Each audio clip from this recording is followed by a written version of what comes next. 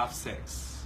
That sex is the most powerful thing you can ever have. It's like bonding with people, and you can bond with the wrong people. If I wanted to have sex, I should have sex with 20 people, multiple partners. But if you're going to have sex with one person, you must understand the spirituality of this human being.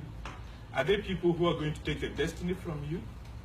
Are there people who are going to stop you from being successful? Are there people who are going to limit your existence and everything in life? You have to understand it from looking at the people in the eyes. What people think is a joke. So, each time I have sex, I will be broke for at least 3 months. I will never achieve anything for 3 months. I'll have miserable life for 3 months. And it continues that way. I don't know if it happens to anybody here, but it happens to me all the time. So I tend to stay away from it.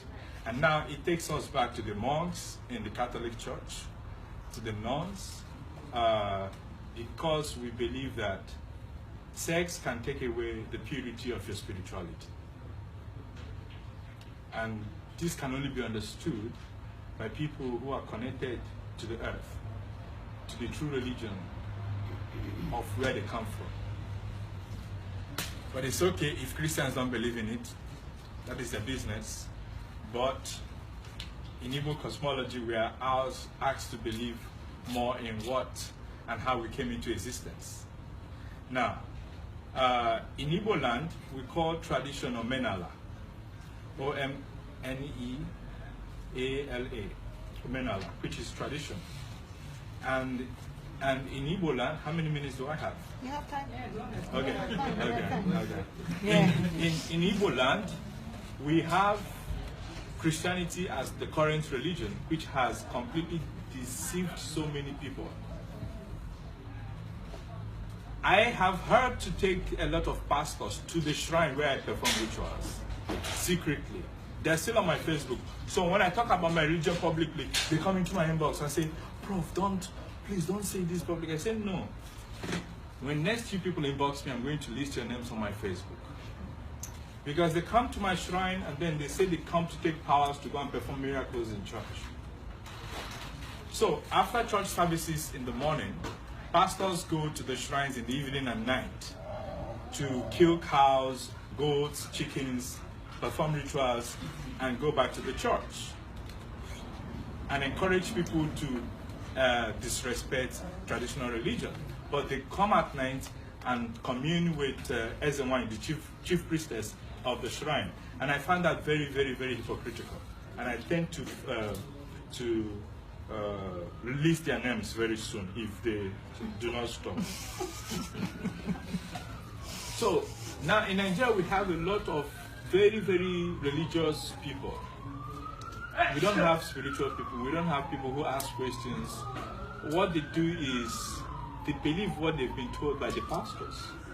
So they go to church just because everyone else is going to church, and that is okay for them. In Igbo land as well, we believe in the dead. Yeah, we believe in the dead, and I will explain that. In November last year, my father was very, very sick. He has diabetes, and he was having a external wound everywhere, and he was in Nigeria. And I told my brother, who is a pastor, that I wanted to take my father I wanted to bring him to the US. And he said, no, we have to take him to church. I said, no, I'm not taking him to church. And then he said, that money you want to use and to send him to America, we can use it and build a house. I said, but who's going to live in the house? The dead, the ghost of my father? No. So I ignored his call for 3 weeks, and I brought my father to Ohio University. And he stayed with me for 6 months. And he got very, very well.